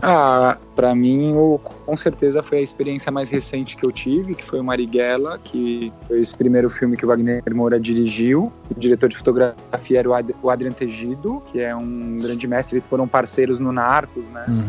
E aí fui convidado por eles para fazer essa câmera, que era 100% do tempo do filme na mão e com muitos planos sequências. Olha que legal. É uma decisão de linguagem do Wagner, uma busca bastante por planos sequências. Então, para mim, foi super um sonho, assim, poder trabalhar num filme como esse, assim, até mais do que... Porque o Steadicam já é uma ferramenta que costuma ser do plano sequência, mas nesse filme tiveram planos que eu nunca tive a oportunidade de fazer. Também dividi bastante, o Adrian Tegido operou bastante a câmera também no filme, em várias cenas que ele gostava de fazer, mas, enfim, tiveram cenas que, poxa, com certeza marcaram a minha história ali, assim, foi muito legal. Que bacana. Muito bacana. Que delícia, né? E você fez o Marighella agora, mas você também esteve trabalhando, por exemplo, no Hoje Eu Quero Voltar Sozinho, que foi um filme, inclusive, aclamado aí pra Oscar, né?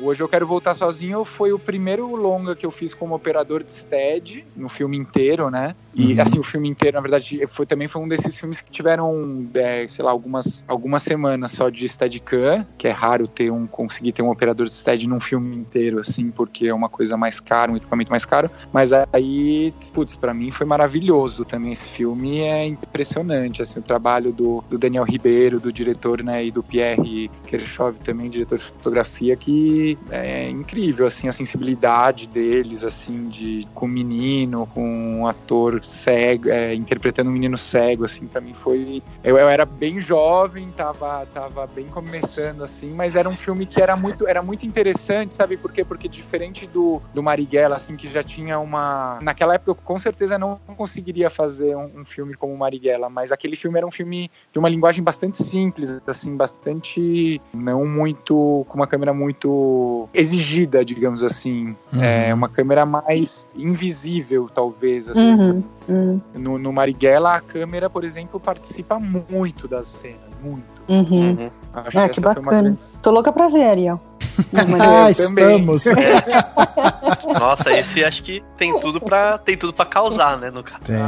Tomara, acho que eu sempre tento baixar a expectativa, mas tomara que sim.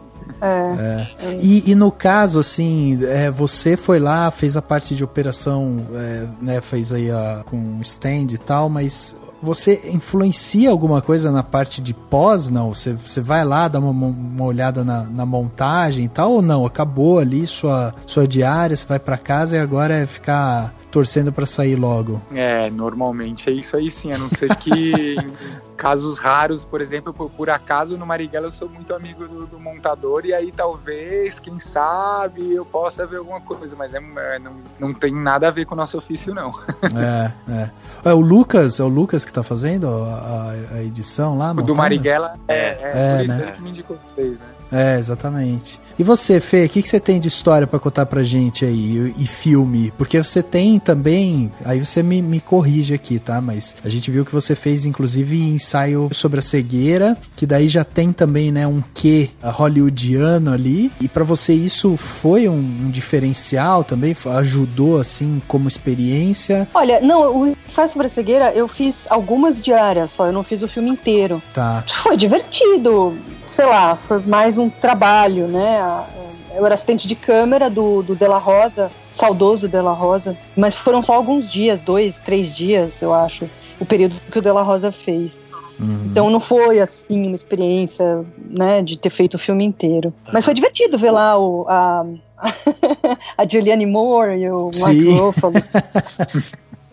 Essa parte foi divertida. O Linha de Passe você já teve mais presente? O Linha de Passe eu fiz muitas diárias. Eu não fiz o filme inteiro também, mas o Linha de Passe eu fiz, sei lá, um mês do filme, eu acho. Porque era um filme bastante atípico, eu acho. Porque assim, o Walter trabalha muito... Ele filma da maneira como ele quer. Então, digamos assim, não tinha... O problema de orçamento era secundário, sabe? Então, era 35 e a gente filmava muito. E foi muito interessante conhecer até o processo dele, assim, de como ele dirige. Eu achei foi bem interessante, eu gostei. Ah, legal. E tem algum filme que pra você marcou sua história, assim, ou aqui é um ponto de virada, ou o desafio dele te levou pra um patamar diferente na carreira? Cara, tem alguns filmes que cada um tem uma coisa bacana, né, que se traz, eu acho. Mas eu tava lembrando aqui do filme que eu operei câmera pro Pedro Farkas, era o Pedro Farkas de novo, o filme do Walter Lima Jr., que chama Através da Sombra. Recente, quer dizer, foi lançado agora. 2016, acho, mas a gente filmou em 2013, eu acho, que foi muito bacana, porque o Walter é um diretor incrível, e o Pedro tem uma generosidade muito grande, então esse era desses filmes em que eu conversava mais diretamente com o diretor e eu decupava com ele. Legal. E foi um aprendizado, assim, maravilhoso, foi maravilhoso. E aí depois foi muito interessante, porque o Walter é até um pouco reservado, mas teve um evento na ABC que a gente passou o filme e a gente foi discutir o filme, fizemos uma mesa do filme, né? E daí o Walter falou uma coisa que foi um grande elogio pra mim, eu achei. Ele falou que eu não cerceava ele. Então, isso foi um dos motivos que a gente deu tão certo, sabe?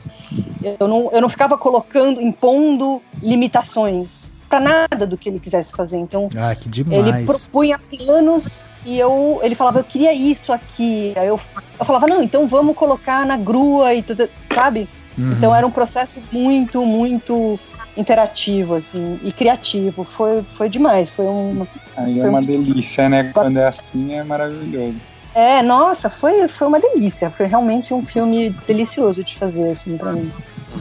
E eu tava vendo, inclusive, né, nas pesquisas aqui, eu vi o primeiro episódio do Pedro e Bianca, que foi a série que vocês trabalharam juntos, né? Foi. Uau,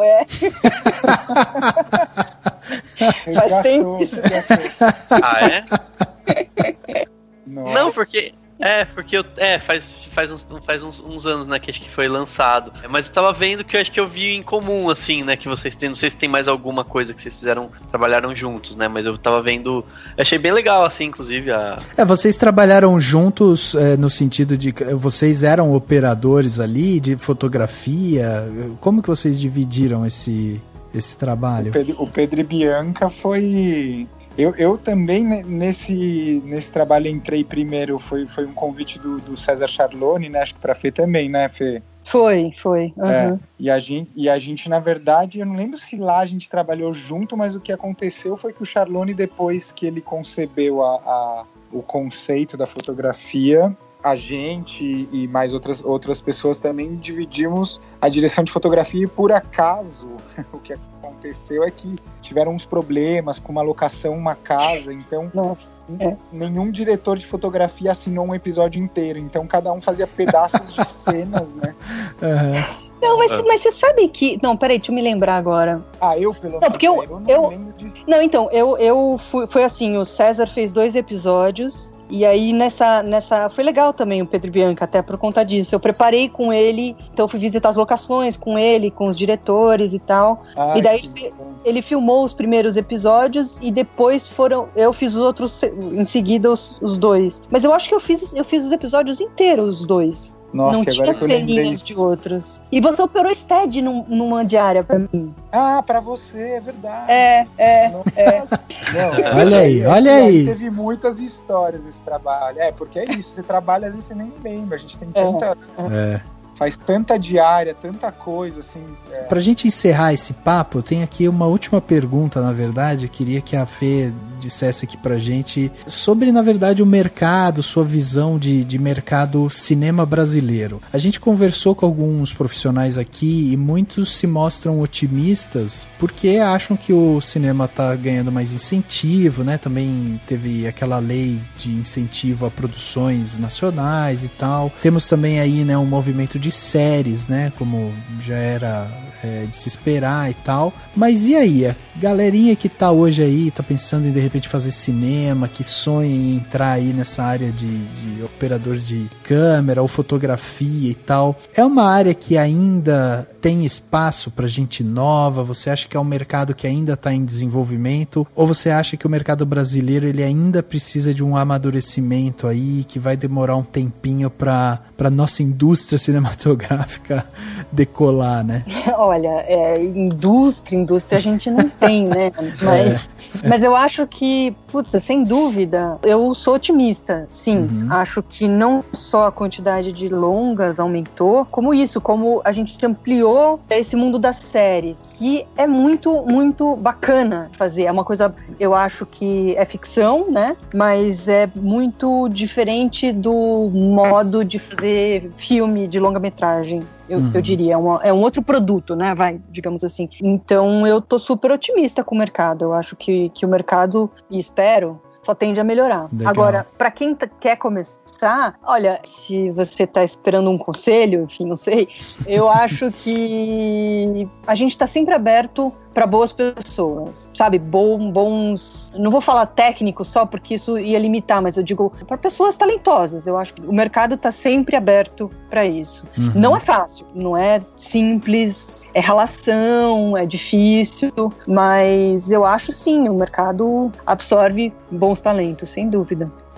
O Ariel caiu aqui, né, na nossa ligação, mas vai voltar daqui a pouquinho. Então eu vou pedir aqui pra Fê que diga pra gente também qual que é a sua expectativa, né? Você como profissional que já tá aí com essa carreira dentro do cinema, já tem contato, já trabalhou em longas e tal, mais de 30, né, como a gente falou aqui. Mas diz pra gente, Fê, você ainda tem vontade de fazer alguma coisa, migrar pra direção ou de repente trabalhar um tempo lá fora? Qual que é a sua expectativa? O que você quer para sonhos profissionais? Sonhos profissionais, exatamente. Olha, eu não tenho muita vontade de... Primeiro, eu dirigi um curta na faculdade e para mim essa experiência bastou. Ótimo. Eu até tenho ideias, mas eu não tenho essa vontade de dirigir ainda, nem acho que vou ter. Acho que são coisas super diferentes, dirigir é muito, muito difícil, demanda muita energia e tempo. Agora, trabalhar lá fora, não acho, não é uma... Nunca pensei nisso, que coisa engraçada. Nunca quis muito, acho que eu sempre quis trabalhar aqui mesmo. Eu gosto de trabalhar aqui, eu gosto das pessoas, eu gosto dos filmes, então eu só quero que o país melhore, né? Sim. E mais oportunidades. E mais oportunidades para diretoras de fotografia, né, Fê? Sem dúvida. Mas assim, a gente... depois disso tudo que aconteceu recentemente, de um ano e meio atrás, essa coisa desse site que você... Não sei se foi uma postagem que você viu, aquela coisa do título Pinto não é fotômetro e tal. A gente formou um coletivo de diretoras de fotografia, né? E é um coletivo super bacana, chama DAFB, mas cuja intenção era mostrar justamente, olha, existem muitas mulheres aqui. Então, eu acho que é um movimento que tá aí pra ficar, né? Sim, sem dúvida. A gente só espera que, assim, esse movimento que a gente vê lá fora, ele se reflita aqui dentro também, né? Porque esse movimento, esse grito aí e tal, a gente vê forte, obviamente, né? Porque tem o Oscar e tal, mas a gente espera que o mercado brasileiro, por não ter essa organização, vamos dizer, industrial, né, de cinema, que ele naturalmente se abra, né, para ter esse espaço, né? Eu espero, eu realmente espero que sim, porque a gente tá falando de arte também, né? E eu acho que nada mais absurdo do que a arte ser sexista. Sim.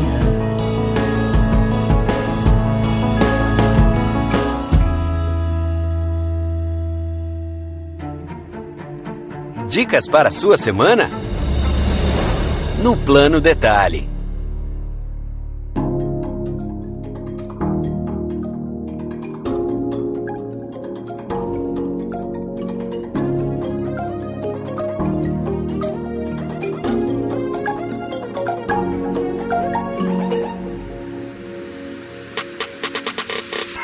Chegando aqui no nosso Plano Detalhe, mais um aqui para você, né, curtir melhor sua semana com as nossas dicas. E dessa vez temos aqui dois profissionais da área que vão trazer dicas sensacionais aí, né, para você que quer se aprofundar mais ainda no seu estudo de cinema e profissão e tal. Vamos ter dicas aqui dessas pessoas que sem dúvida nos acrescentaram tanto hoje. Então vamos começar aí com a Ariel. Ariel, diz pra gente o que você trouxe aí pra gente de Plano Detalhe para os nossos ouvintes. As minhas dicas de referências, assim, principalmente de livros, são um livro que chama 50 anos Luz, Câmera e Ação, do Edgar Moura. Para mim foi uma grande escola de fotografia e também de câmera. Legal. Depois teve um também que chama Direção de Cinema, o autor chama Michael Rabiger, e também é um livro que permite ali você, se você for a fundo nesses dois livros, dá para conhecer muita coisa, assim, sobre coisas práticas, assim. Legal. É Marco Aligner, é isso? Não, Michael, né, em inglês. Michael, tá. E Rabiger, com BD mudo. Beleza, estou anotando aqui pra gente colocar. BDG. BDG, Bitger. É. Muito bom, muito bom. Dani, e você? O que você trouxe pra gente de Plano Detalhe nesta linda semana aqui, né? De final de março, com chuvas, friozinho. Friozinho ainda não.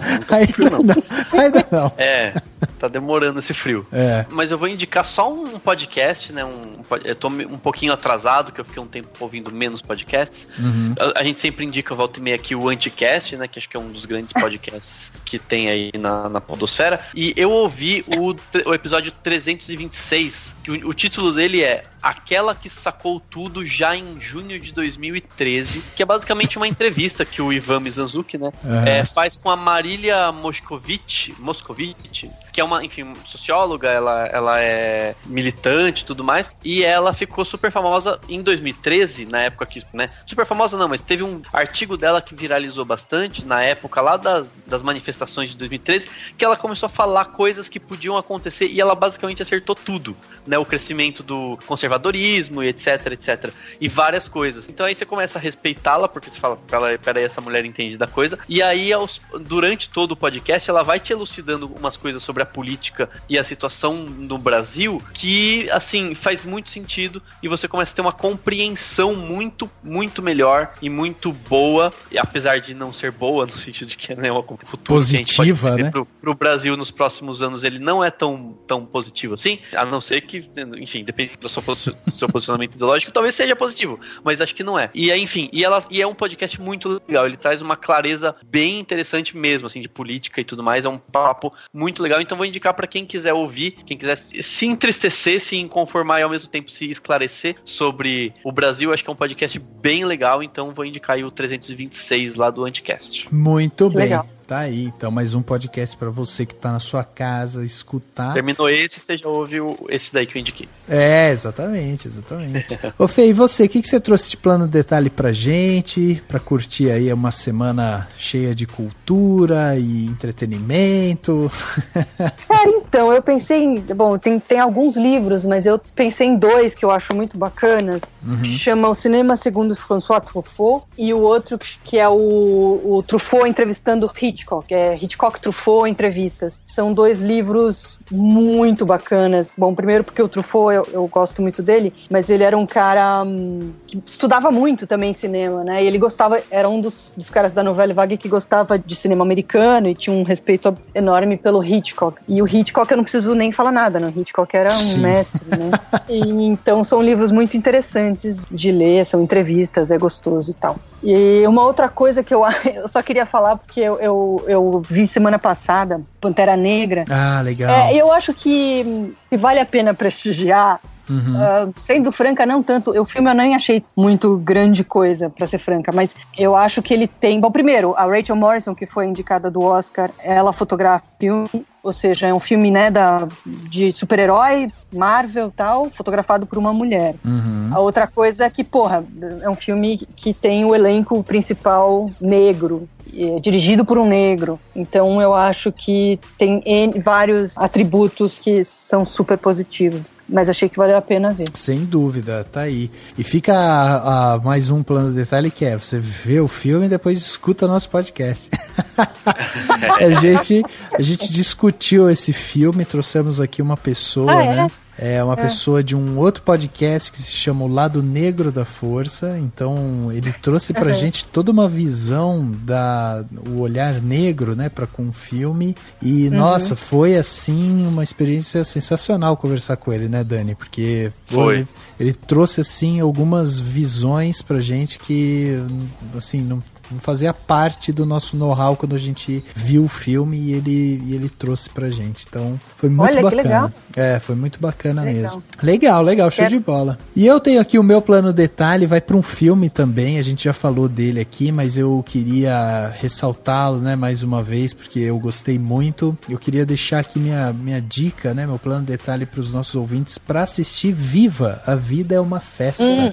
Eu sou apaixonado pela Pixar, né? Já li aquele livro da Criatividade S.A. que conta muito do processo criativo da Pixar e tal. Gosto muito desse olhar da Pixar para com o seu jeito de contar a história. E eu acho que o Viva, apesar de que muita gente fala que ele não é um filme para criança, e sim um filme para adulto e tal, eu acho que vale a pena também levar aquela criança questionadora, que às vezes quer entender um pouquinho mais, né? Quem é quem, ou que são os quês da vida, né? Por exemplo, a morte, o casamento, o sexo e tal, enfim. Essa fase da criança que ela tá muito questionadora, eu acho que vale a pena ir assistir, porque eu acho que o filme ele fala sobre a morte de um jeito muito encantador, assim, é muito tranquilo em relação a isso e tal. E é um filme que pode ser divertido, como também pode ser profundo, né? E eu acho que é um filme que traz uma mensagem sensacional. Então, pra mim, ele foi mais uma vez um tiro muito certo da Pixar, e ele tem uma profundidade que talvez dos últimos filmes da Pixar esse seja o filme que mais tem esse quê adulto, né, dos filmes que a Pixar lançou nos últimos anos e tal. Então acho que vale a pena, quem não assistiu, vai lá, assiste Viva, a Vida é uma Festa, que vai ser um sopro no coração de esperança e de amor, porque você vai escutar o podcast que o Daniel falou e daí você vai ficar chateado, daí você vai lá e assiste o filme Viva pra ficar um pouco mais feliz. Pra ficar feliz.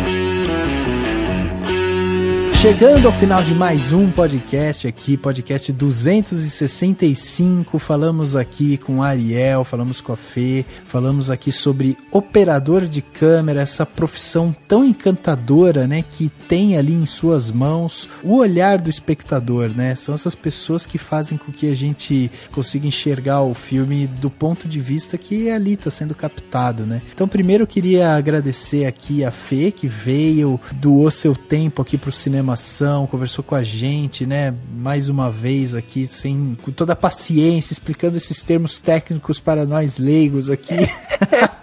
Imagina, foi um prazer. Legal, Fê. E eu queria também que você dissesse se a galera quiser ver um pouco mais do seu trabalho, quiser trocar uma ideia com você, temos aí esses redes sociais e tal, qual que é o jeito mais fácil de conversar contigo? Puxa, eu tenho um site, mas ele tá tão vergonhosamente desatualizado que eu não tenho nem mais indicado ele, de tão absurdo que tá. Eu tenho, fora isso, eu tô na ABC, né, eu sou uma das sócias, pode ser por lá, eu tô no Facebook, eu tô no Instagram, enfim. Sempre Fê Tanaka, é isso? Ah, não, é Fernanda Tanaka. Fernanda Tanaka. Link vai estar aqui no post, o Dani vai achar e vai colocar aqui, né, Dani? Tem o meu site é fernandatanaka.com.br. Legal. Mas eu prometo que eu vou atualizar ele logo. Tá ótimo. Fê, então muito obrigado mesmo aí, mais uma vez, pelo seu tempo. Nosso público agradece, tenho certeza que esclareceu muita coisa aqui pra muita gente e vamos voltar aí a conversar com você em breve. Quem sabe a gente te traz aí pra você ajudar a gente a analisar de repente um filme, olha aí.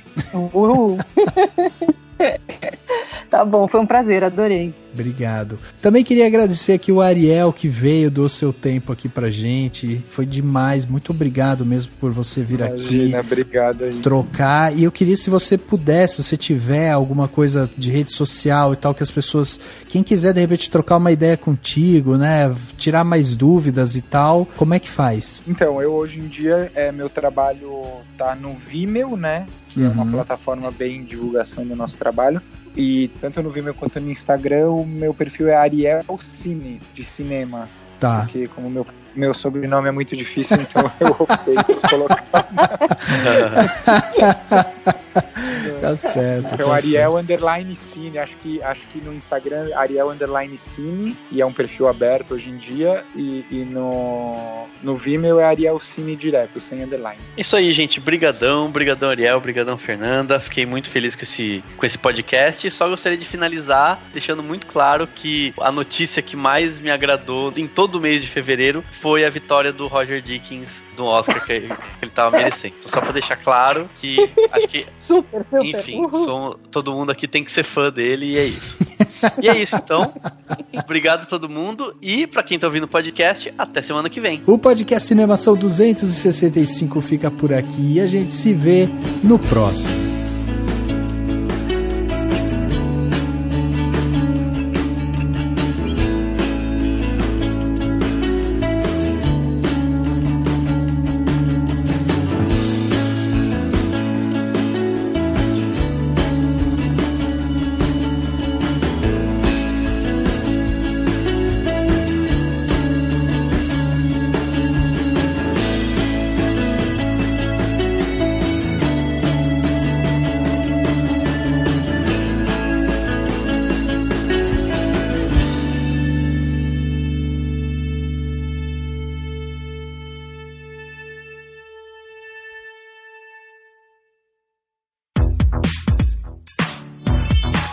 Esse podcast foi editado pela Isso Aí Design. Tudo isso é forma com função. É design estratégico. É isso aí.